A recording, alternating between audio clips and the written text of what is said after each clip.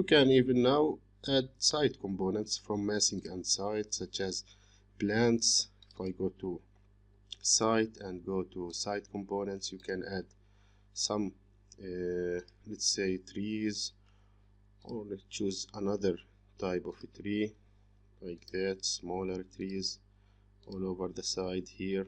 Maybe you can make some design in your site plan like that. Choose another type or family of side component. You can even add maybe some cars here, if you have car space to rotate it like that, and we can see that in the 3D. But also the other trees did not appear, I think because of the section box. I think we have to uncheck. Yes, we unchecked that. And yes, we will try now to repeat the process to represent our topography as we want, like that.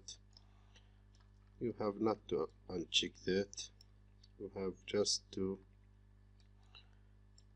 unhide it and play with that, because as you see our trees maybe was longer than the section box, so you have to make the arrows a little bit like that, and then you can now unhide that. I think everything will be okay.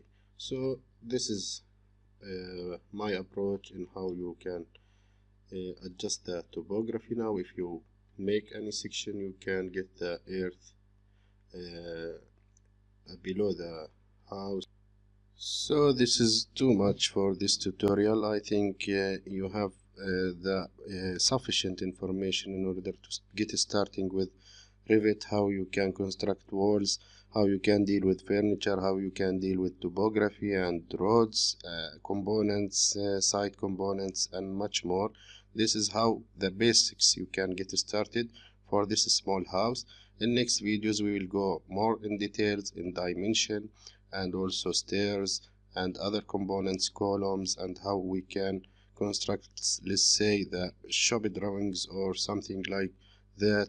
So if you are interested in these videos, like, share and subscribe this channel for more tutorials. Have a nice day.